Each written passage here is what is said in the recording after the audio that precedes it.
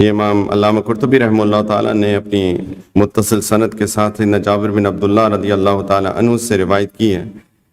کہ ایک شخص نبی کریم صلی اللہ علیہ وسلم کے پاس آیا اور اس نے کہا کہ یا رسول اللہ میرے باپ نے میرا مال لے لیا ہے، شکایت کی اپنے باپ کی۔ تو آپ نے فرمایا اپنے والد کو لے کے آؤ۔ تو جبریل علیہ السلام تشریف لائے اور انہوں نے کہا یا رسول اللہ جب اس کا باپ آئے تو اس سے ایک بات پوچھیے گا، اس سے پوچھیے گا کہ وہ کلمات کیا ہیں جو اس نے اپنے دل میں کہے۔ یعنی جب اس بیٹے نے باپ کے ساتھ بدسلوکی کہی تو اس باپ نے دل میں کچھ باتیں کہیں، اس سے یہ ضرور پوچھیے گا کہ اس نے اپنے دل میں کیا باتیں کہی تھی۔ تو جب والد آیا تو نبی کریم صلی اللہ علیہ وسلم نے پوچھا کہ آپ کا بیٹا آپ کی شکایت کر رہا ہے، کیا آپ نے اس کا مال چھین لیا ہے؟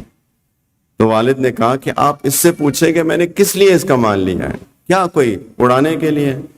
اس کی خالہ ہے، وہ غریب ہے، اس پہ خرچ کرنے کے لیے، میرے پاس پیسے نہیں ہے، میں غریب آدمی ہوں، اس پہ خرچ کرنے کے لیے، اس کی کفالت کرنے کے لیے، اس کی پھوپھی کی کفالت کرنے کے لیے، اور کچھ اپنی ضرورت اپنی ذات کے لیے۔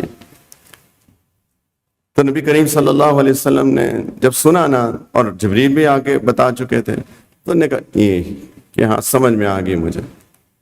پھر پوچھا کہ تم نے وہ بات تو بتاؤ جو تم نے دل میں کچھ کہی تھی، جس کو تمہارے اپنے کانوں نے نہیں سنا۔ تو نے کہا یا رسول اللہ مجھے تو یقین اور پختہ ہو گیا کہ آپ اللہ کے رسول ہیں، آپ کو کیسے پتا چلا؟ یہ تو اللہ ہی بتا سکتے ہیں، تو میں نے خود زبان سے بھی نہیں کہی، بس دل میں کچھ باتیں کہی تھی، کچھ اشعار کہے تھے، عربوں کے اندر اشعار ان کی گھٹی میں پڑے ہوئے تھے، وہ ہر 5 شعر میں کہنے کے عادی تھے۔ تو نبی کریم علیہ السلام نے فرمایا سناؤ مجھے۔ تو اس نے کچھ شعر سنائے، دل میں بات اس نے کی کہ اپنے بیٹے سے مخاطب کر کے دل میں کہ میں نے تمہیں بچپن میں غذا دی اور جوان ہونے کے بعد بھی تمہاری ذمہ داری اٹھائی، تمہارا سب کھانا پینا میری ہی کمائی سے تو تھا۔ جب کسی رات میں تمہیں کوئی بیماری پیش آ گئی، جب کسی رات تم بیمار ہو گئے تو میں نے تمہاری تمام رات تمہاری بیماری کے سبب جاگ کر اور بے قراری میں گزار دی تھی، جیسا کہ تمہاری بیماری مجھے ہی لگی ہے اور تم کو نہیں لگی ہے۔ ایسے میں بے قرار تھا جس کی وجہ سے میں ساری رات روتا رہا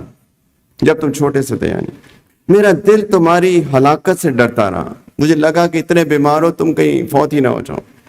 حالانکہ میں جانتا تھا کہ موت کا ایک دن مقرر ہے اور اس سے پیچھے نہیں ہو سکتی، پھر بھی میرے دل میں ایک بے چینی سی تھی۔ پھر جب تم اس عمر اور اس حد تک پہنچ گئے جس کی میں تمنا کیا کرتا تھا، میرا بیٹا جوان ہوگا ایک دن، تو تم نے بڑے ہو کے میرا بدلہ، میری ساری جو میں نے تمہارے ساتھ کیا تھا، میرا بدلہ سختی اور سخت کلامی کے ساتھ دیا، جیسا کہ تم مجھ پر احسان اور انعام کر رہے ہو۔ کاش کہ اگر تم سے میرے باپ ہونے کا حق ادا نہیں ہو سکتا تھا تو کم از کم ایسا ہی کر لیتے